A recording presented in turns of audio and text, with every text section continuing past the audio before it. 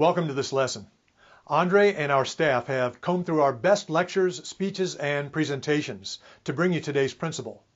As you watch these lessons, keep in mind how you might best apply the morals, wisdom, and principles in your ordinary daily activities. We know that what we practice and support with intention, we can improve on. Leadership and diversity advocacy requires that we practice both mentally and in the demonstration of our values. Take this time to reflect on your behaviors, build on your strengths, and minimize your areas of weakness. Remember, we look forward to seeing who you become. Andre and our team at AM Horizons will start you on this journey now.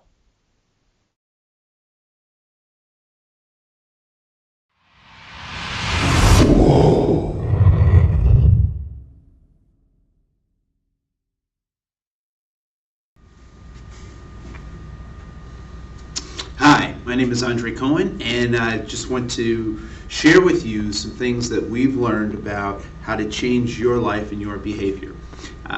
All of the tips and tools that we'll be using today can only be used if you have a goal, a mission, or a purpose that you want to drive and strive towards. And so those missions, drives, purposes, vision for yourselves can be as large as you want or as small as you want. They can be as dynamic as running a corporation, or they can be as deeply rooted as in being the member, being a contributing member of your very own family. So the tools that we'll be giving you today can be used for developing your business. They can be used for interpersonal relations, and they can also be used for personal development. And so we ask that as we share these with you, you think of yourself and you think of how these can improve around your goals. And so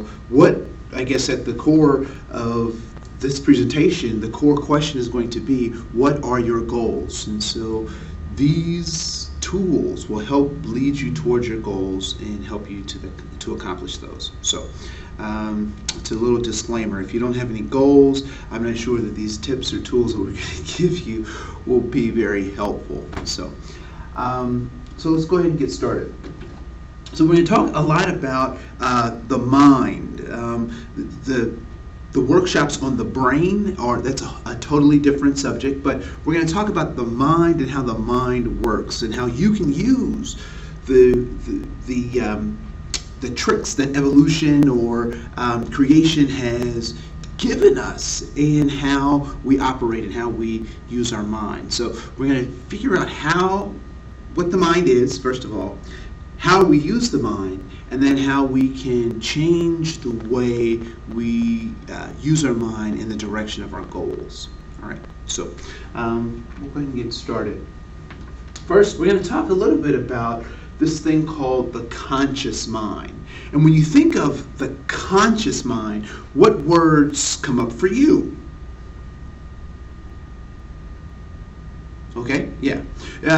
Typically when I do this presentation, some very specific words come up for folks. And the first is, and the three words that typically come up is that conscious means to be alive, awake, and aware. That's what it means to be conscious. As a small kid, we used to watch boxing. I think it was like Friday Night Fights or something, and you'd see Muhammad Ali and George Foreman and all of these legendary boxers. And one of the things that the referee would do to make sure that they could continue fighting would be to measure their consciousness, right? And so he'd make sure that they were alive, that they were breathing. He'd also make sure that they were aware and awake, that they were conscious of what's going on. And so what he would say is, how many fingers do I have up? Who's the president of the United States? To try and gauge their awake and awareness, all right? So that's what a conscious mind does. It is alive, awake, and aware. And our conscious mind also takes in information from these three facets. And the information that it takes in information comes through our five senses, right? So we take in information into our mind from our five senses. So we have the ability to see, the ability to hear, the ability to taste, the ability to smell, and the ability to touch. And all of that stuff creates information that goes into our conscious mind. All right? So we're consciously aware of all the things around us using those five senses. We listen for twigs breaking when we're out in the park. We listen for screeches when we're in the city of tires. We notice the lights. We notice traffic. We look for danger. We look for safety. All of those things we do with our conscious mind. All right? So our conscious mind takes in all of this information. Now, what does our conscious mind do once it has acquired all that information? Because it can't all sit in our conscious mind. Well, what happens is lots of this information, all the information that's important to us, goes into what we call our subconscious. All right? So we've already looked at conscious as being alive, awake, and aware. So now let's look at the first part of this part of our mind, sub. What does sub mean? And there are sandwich shops that have used this as a part of their name. There are cartoon characters that use this as a part of their name. Namely for me, Saint Namor, love the Submariner, right? Sub. So what does sub mean? There's subtract, there's subtract, there's submarine. What does sub mean? Sub means under, right? In the case of subtract, it means to take away from one part and place it under something else. So submarine means under. So when we say subconscious, what we're talking about is the consciousness that's under what we're aware of. All right? So it is also alive, awake, and aware. It's also gathering information, but it's not something that we're readily or consciously aware of. So it is our subconscious. And the subconscious really does some interesting things. One of the things is that it stores this information. So all the information that we've got in our conscious mind gets stored or gets written into our subconscious, right? The conscious that we're not readily aware of. And our subconscious puts those into some specific categories, all right? And so one of the categories that it stores this information in is called a habit. So that's one of the categories. Another category is called your attitude. Still another is called your behavior. And lastly is your efficacy. Now, we'll take some time and we'll go through the rest of this model. I just want to show you, give you a cursory view of the whole model, but we'll go in depth and really start to look at these pieces individually. All right? So we have our conscious mind, which means to be alive, awake, and aware. We have our subconscious that stores information, and it stores it in these categories: our habits, our attitudes, our beliefs, and our efficacy. And then lastly, we have our creative subconscious. Now, we've talked about subconscious. It's the conscious that's under. All right? So let's look at this creative. When we talk about creative, what is creation? What does it mean that something is a creation? It means that it is made. And what is it made from? In this particular case, our creative subconscious is using our subconscious to create things. All right? So a master sculptor might use a number of things to make statues, right? So he may take clay and make statues. He may be an excellent glass blower, and he uses glass to create his artwork. Where our mind uses our subconscious to create the life that we want, need, and deserve. All right? That we think we need and deserve, or that we think we want. So our creative subconscious has three primary jobs. It executes its job in three primary ways. One is that it maintains sanity. It solves problems.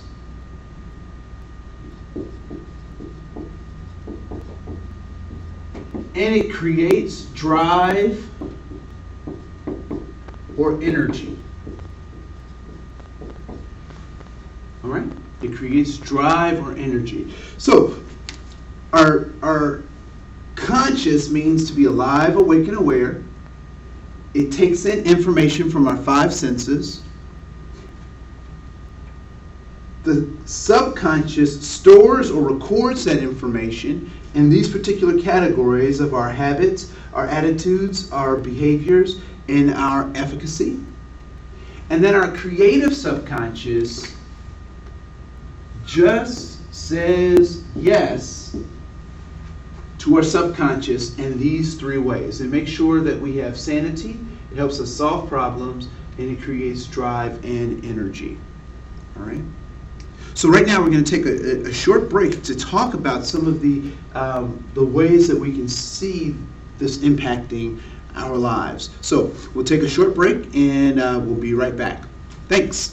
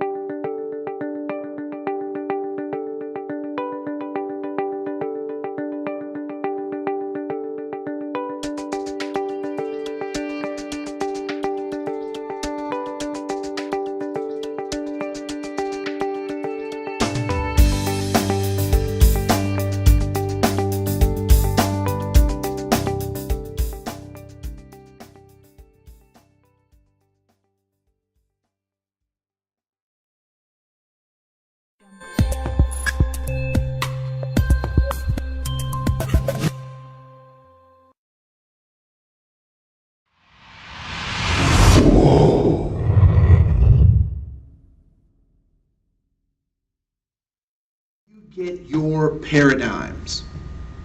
Where do paradigms come from? They come from your parents, your family, and the people that you value, right? They give you their paradigm. Your parents gave you what they knew. They gave you what they knew they didn't know, and they also gave you what they didn't know they didn't know. That was their gift to them, to you. That was their gift to you. Now, what's the problem with this gift? The problem with the gift is most of the gift is missing. Now, your parents did the best they could with what they had to raise you. Maybe like you've looked for that book, How to Destroy Andre's Life in 18 Short Years. And let me tell you, folks, I was not able to find that book. They didn't plan to make the mistakes they planned. They tried to do the best they could. And I got to tell you, they did a pretty good job. But they tried to do the best they could with what they had. So they gave me their paradigm. And where do you think your parents got their paradigm?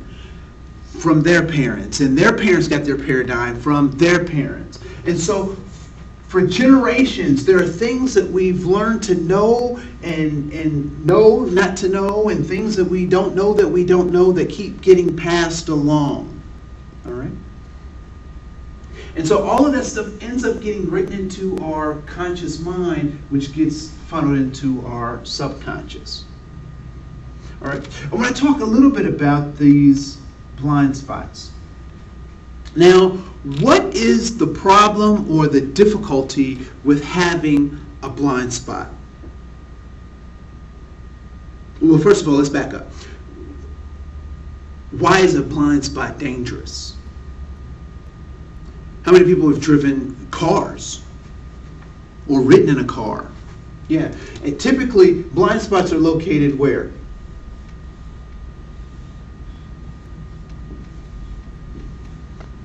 They're typically behind, sometimes in front, underneath, on top of, and if you drive a Hummer, the whole thing is a blind spot, right? But what makes those blind spots so dangerous? First of all, did you put those blind spots there on your car? No, you didn't put them there. So it's not your fault that you have blind spots. It's not your fault that your car has blind spots. But it is, however, your what? Responsibility. Blind spots become dangerous when A, we don't know where they are, and B, when we don't take responsibility for them. I drive a Saturn Vue, and let me tell you, when I go to the rental car place and they give me a different car, my blind spots are not the same, but I'm still responsible for those blind spots. I'm still responsible for that car. I didn't make the blind spots. It's not my fault. I just stepped into a situation where these blind spots existed, but I have to take responsibility for those blind spots that I didn't even create. All right? So blind spots become dangerous when we don't know where they are and we don't take responsibility for them. Sometimes people refer to blind spots as racism. And racism is only a problem when people haven't taken responsibility for something they didn't create, or when they try to ignore them or don't want to acknowledge where those blind spots are for them.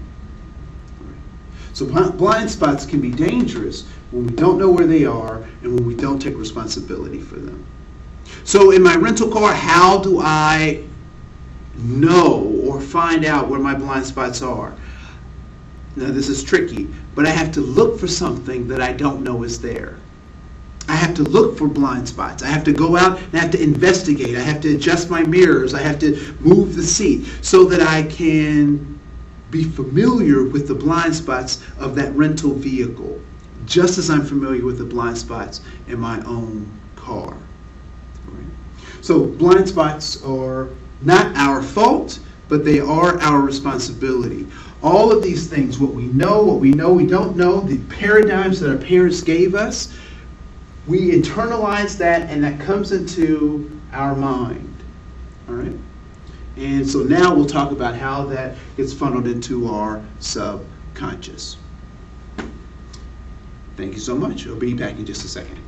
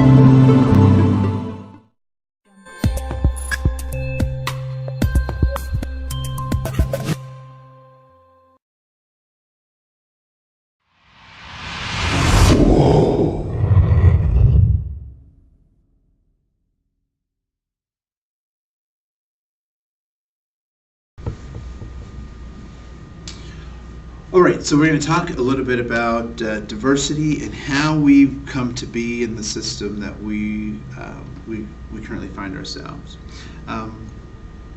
So we're going to look at a model.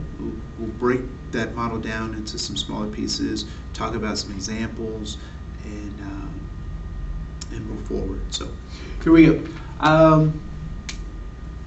So what typically happens when we talk about diversity issues is that, first of all, our introduction to the world and to the norms and to the rules of culture, for the most part, come from what source in our development? Typically, it is our parents, our family unit, that determines a lot of what those norms are. All right. And so in our early years, what we get from our parents is missing history.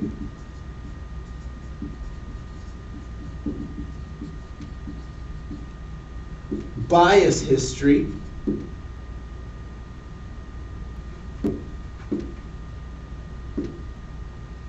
Missing history, bias history, and we get our parents' paradigms.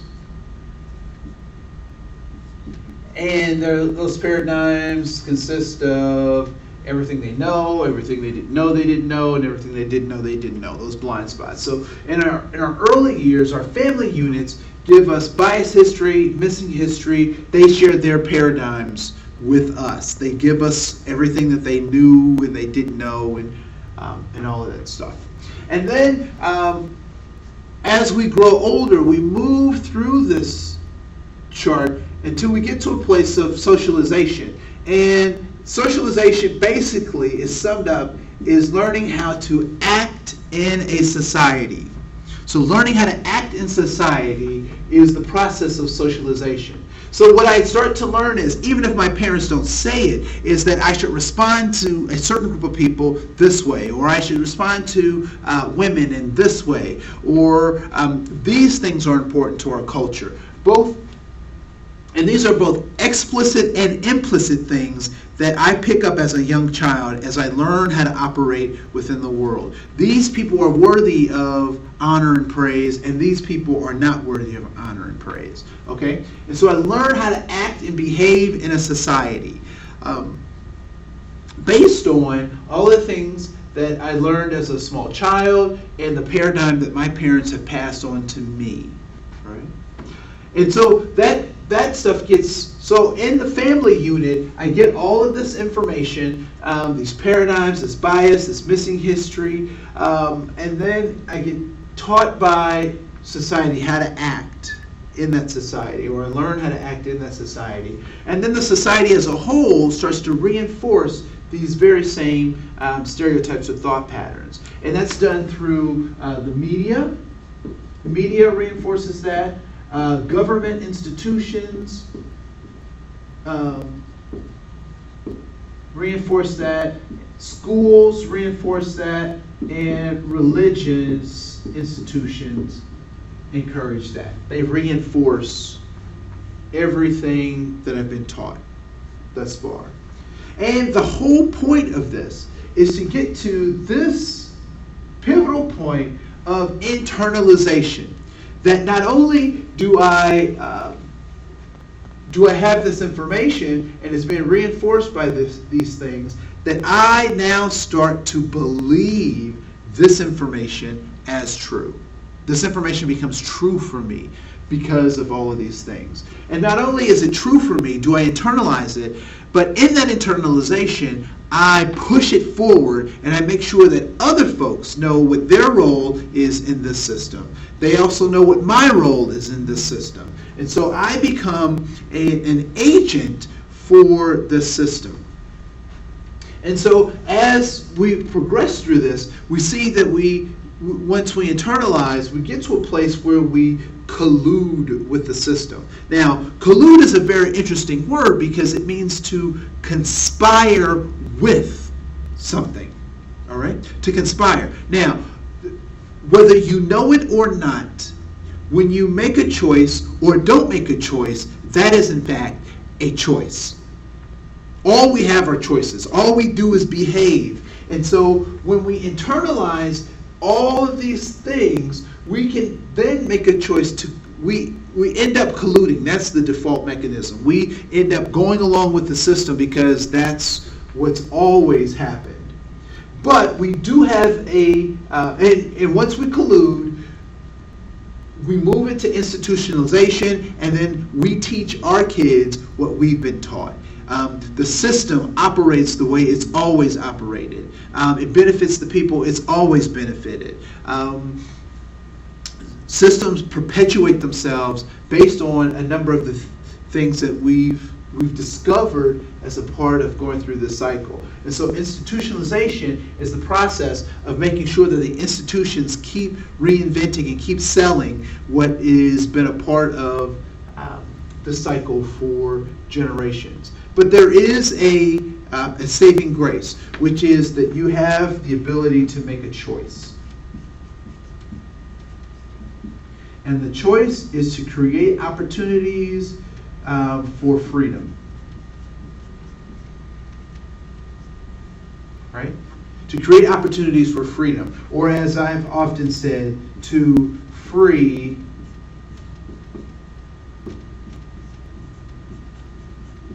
dumb. That dumb is free to go. Ignorance can go goodbye if we make a choice to do that. Otherwise, we continue with the system, the institutionalization continues to happen, and things continually to move the way they've always moved. All right? So let me give you an example of how this cycle works. So what is the popular story of the discovery of America? Right? The popular version is 1492, Columbus sailed the ocean blue. That's the popular version, right? So let's look at this. What's the missing history or the biased history? The missing history is that it's very difficult to discover something where people already are. My neighbor just got a Porsche, and I'm trying to figure out how I can discover his Porsche. I think I'm going to use the Columbus defense. Not going to fly. Right? So the missing history is that the Vikings were here, that the Native Americans came long before across the Bering Strait. They came to the New World long before Columbus and the Spanish did. That is biased history. The history is biased towards the Spanish and the Italians. Columbus flew under the Spanish flag. He was Italian. So Spain and Italy are conspiring. No, I'm just teasing. Right? But there's biased history. How does that impact how I act or in society? It's extremely important. If I'm told that my people are nothing, and history in my early grade school reinforces that by not having me show up in history books at all, or saying that my contributions to history were minuscule to the world, then that could have an impact on how I get socialized in a society or how I act. And then it gets reinforced through the media. I remember that there used to be after-school specials, Charlie Brown specials that talked about, Columbus discovering America. The government supports that by giving people paid days off and holidays. Religion supports that in that, I find it interesting that, and I know these two people are not related, so I do want to say that this is a disclaimer, but I find it interesting that Saint Christopher, who is the patron saint of travelers or lost items, is a saint. And then there is a guy named Christopher Columbus who was lost on his way to India, which is why he referred to the people there as Indians. That the church has this patron saint of lost things. So I find that very interesting. And also, there in schools, oftentimes schools still teach without balance that Christopher Columbus is noted for the discovery of America and of the United States in particular. And so, as we look through this model, we can still see some of those old things still happening. And what happens if I start to believe this? If I believe this as the truth, and I internalize those things? Well, if I'm not a part of the winning team, then I can internalize it a lot differently than I can if I'm a member of the winning team. All right. So if I'm on the losing team, I will internalize this a little bit differently than I will if I'm on the winning team. And then I will collude. I will act as if that is the truth, and it becomes a part of institutions, and that cycle continues. And unless I choose to free dumb, all right, and I can break that cycle. So we'll spend a little more time talking about this in just a little bit. Thank you.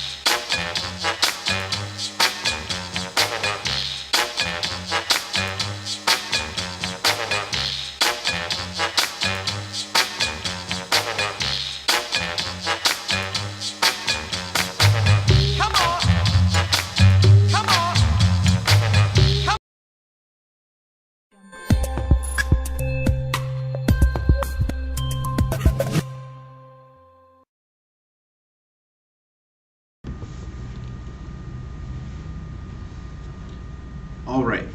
So we're going to talk a little bit about the fabric of oppression. The fabric of oppression.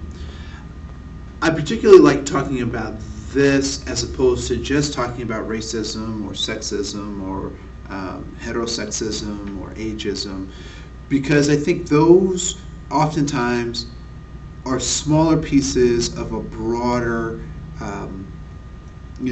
fabric. I mean, they're patches on a broader fabric called oppression.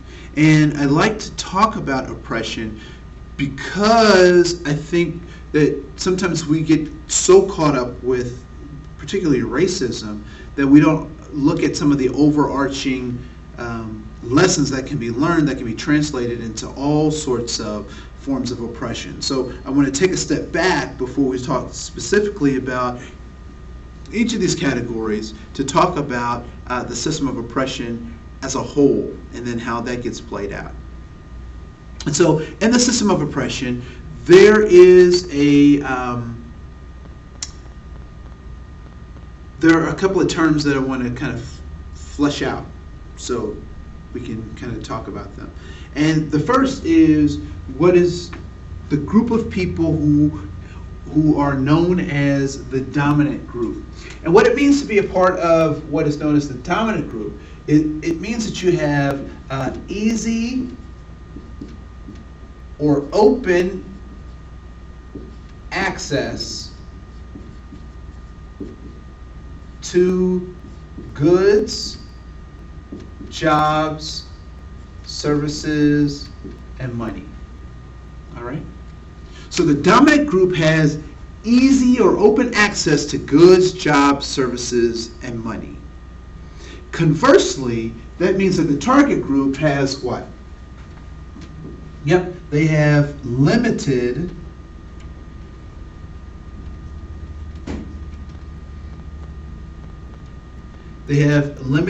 or difficult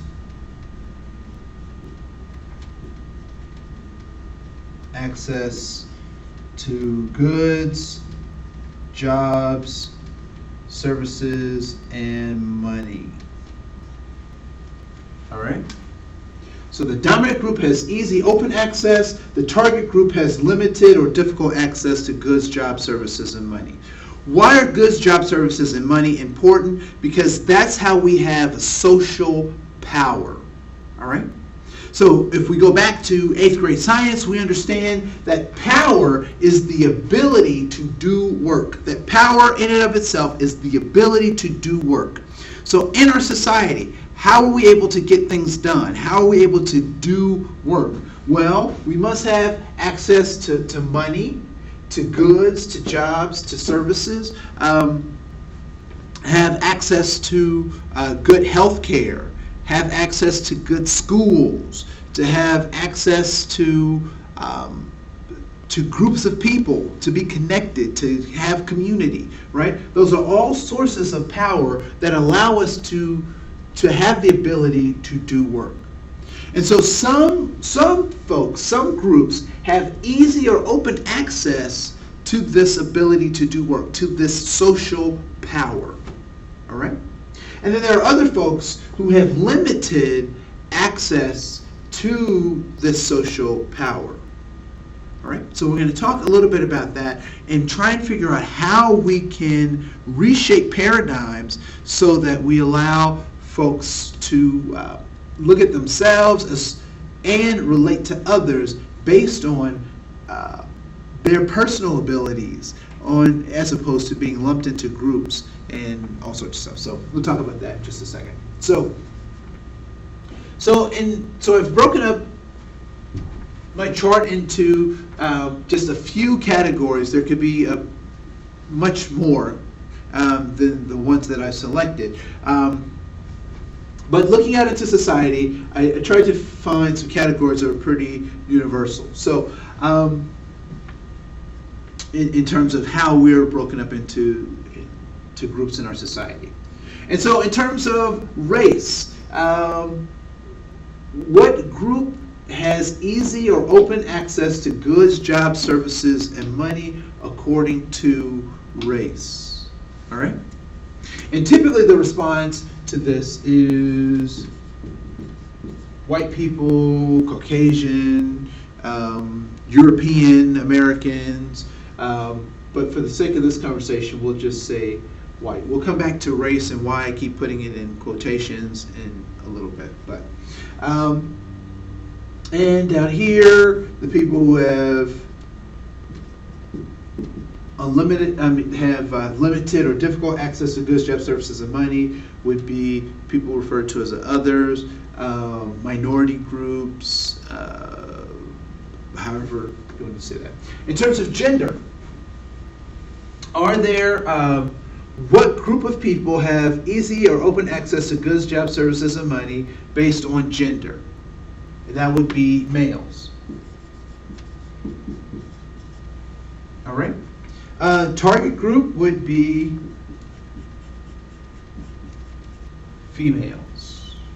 In terms of sexual orientation, what group of people has easy or open access to goods, jobs, services, and money? It would be those who appear heterosexual. All right? So those who appear to be heterosexual have easy access to goods, jobs, services, and money. Because if you can be gay, but not look gay or act gay, and still have open access. And as long as you look heterosexual. And then all those who have limited or difficult access to goods, jobs, services, and money would be GLBT, and those who appear to be GLBT. All right? So, sexual orientation, those who appear to be heterosexual have access to goods, jobs, services, and money. Those who appear to be GLBT are denied access to goods, jobs, services, and money, or have limited or difficulties with goods, jobs, services, and money. All right. In terms of religious organizations, what is the dominant religious group in the United States? That would be Christian.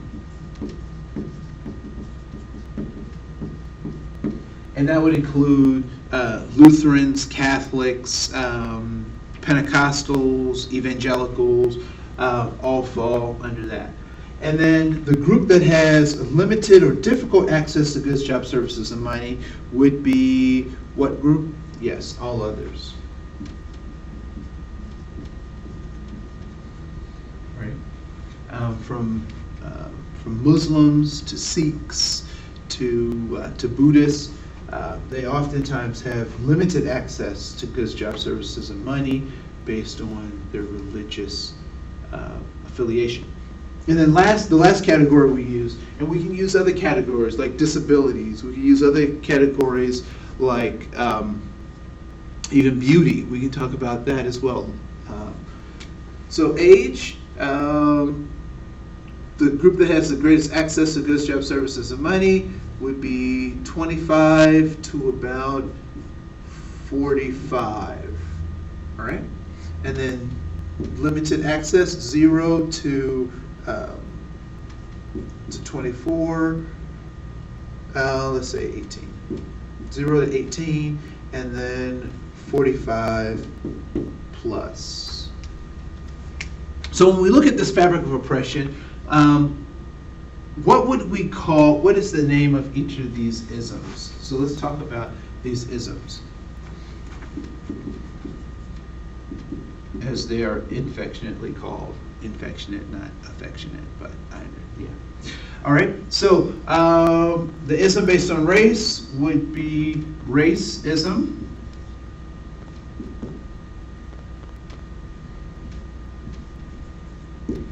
Right? This would be gender bias.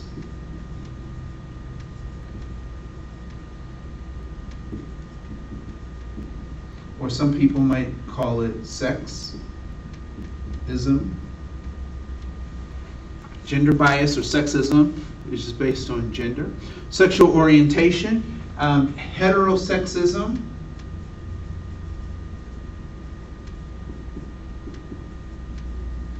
some people use the term homophobia. I don't like to use that because that means I don't have to be fearful of folks not to treat them poorly. So I don't have to be afraid. I'm not necessarily afraid of people. So I like the term heterosexism. And then this is religious bias.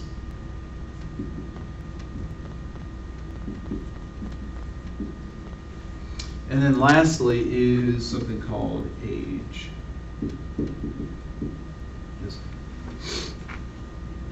All right. So we'll talk more about these and how we start to create plans to look at these things differently. We'll examine why things have been set up this way and in what ways we can change or influence things to move in the direction of our desires and our plans for our organizations and for our personal lives. All right, so we will be back in just a little while. Thank you so much.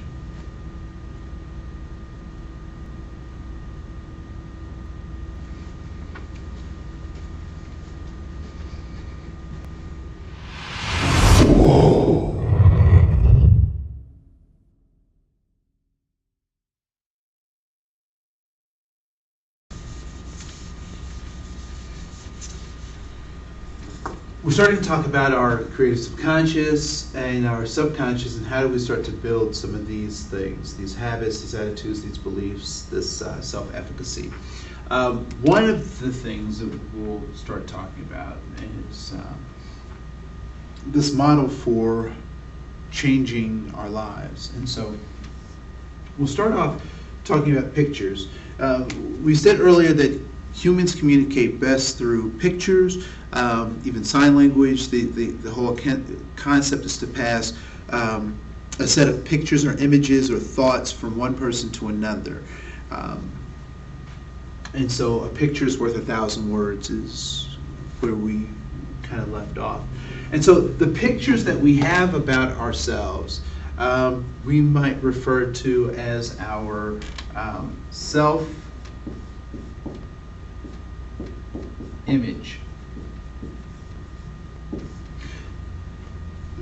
What I find fascinating is when I was a young kid, they did a lot of work with us in elementary school to help us build our self-esteem. And so they gave us packets and worksheets that were designed to help us build our self-esteem. And I found this model. When I found this model, it really gave me a lot of information about what they were trying to do. And we'll see as I grow up if it was effective or not. But the picture that we hold of ourselves is referred to as our self-image. And the way we feel about ourselves, our emotions, is called our self-esteem. Self-esteem is how we feel about ourselves. And our self-esteem dictates our self-efficacy.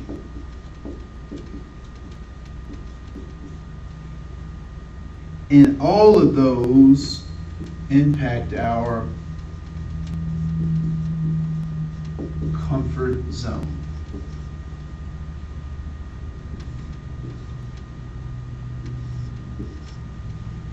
What we think we can do or think we can't do determines where we think we can go, where we feel comfortable, and where we can't go.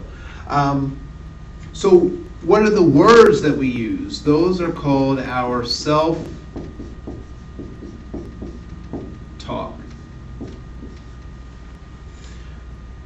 So oftentimes people talk, in these self-help books and all of these things, they talk about, thinking positive and being positive and Oh, fake it till you make it. I don't necessarily subscribe to those kinds of things, but I do understand this principle that if I say certain things about myself, they become a part of my system of beliefs. They become a part of what I know to be true about myself. They become a part of my paradigms. They become a part of my routines. They get established as habits. They influence the power that I have to get things done for myself and for my family. And so words are extremely powerful because they create pictures, they create opportunities for us, they create possibilities for us. And so the words that I use, the self-talk, impacts my self-image, which impacts my self-esteem, which impacts my self-efficacy, which eventually impacts my comfort zone. Now, the interesting thing about comfort zones is that, this is funny, I remember going to a restaurant, and it was one of these new age kind of restaurants that have this funky, funky deco Euro stuff to it, right? And so I go into the restroom, and I walk past the mirrors and the sinks and stuff. And they have two doors. One is to get into the restroom. The other one is to get into to the urinals and that kind of stuff. So I'm in there, and I come out, and I go to the wash basin, and I'm washing my hands, and I look up, and I see a woman, not me. This was one of those kind of Art Deco-y kinds of places that had a shared facility where people wash their hands. There's no wall between the male and the female. And all of a sudden, when I looked up and saw this woman, I freaked out because I said, I am in the wrong place and I gotta get out of here. All right, that's what I said. I got to get out of here.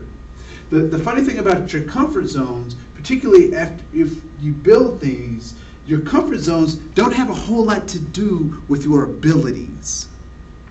They have more to do with what you think your abilities are, where you think that you can fit in, right? I don't know if you've ever been in the wrong restroom, if you've gone into the wrong apartment building or the wrong house because they all look so similar or the same. But when you go into that wrong place, that place that you're not supposed to be in, what is the first thing that your mind says? It says, get out of here and get back to where you belong. Get back in your comfort zone. Get back to what you know best. Get back to how you used to be, because you know that that's comfortable. And so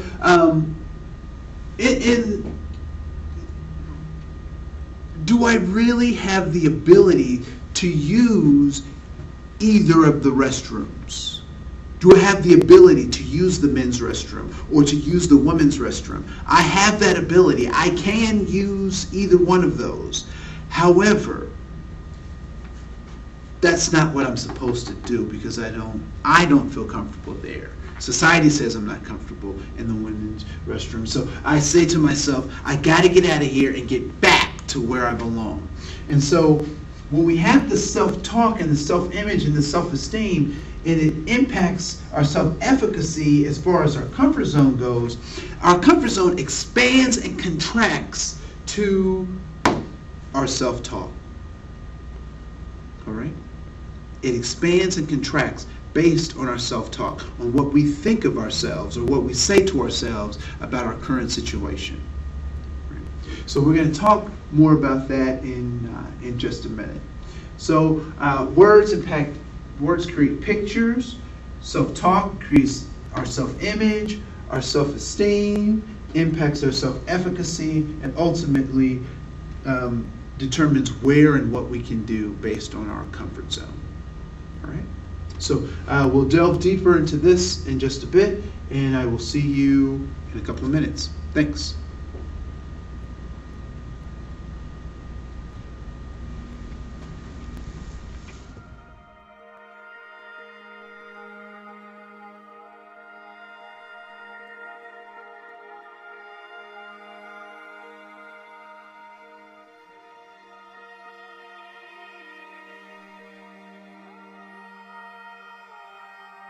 There is dignity and honor in being human. Oftentimes when we talk about diversity, we often talk about it in very esoteric ways. We talk about it in very emotional ways. But typically we never talk about what is the core and the root of what we currently call diversity. So what is dignity? Dignity implies that there is a self-pride as well as a pride that is exuded and offered to other people. So as a part of diversity, there is dignity. There is also honor. Oftentimes, people confuse honor with respect. But honor is respecting at a very high level. Dignity, honor, and respect. There is dignity and honor in being human. What does it mean to be? None of us have done anything to be here on this planet. So we're not more worthy or less worthy than anyone else. We're just here to learn about how to be humans. And lastly, there is dignity and honor in being human. What does it mean to be human? Well, if we look up in the dictionary, we find something very interesting, that there are two definitions for the word human. One being the noun, having thumbs, having a big brain, and walking on two legs, human. But there's also the adjective of being human that describes how we should exist, the things we should do, the ways in which we should interact with each other. There is dignity and honor in being human.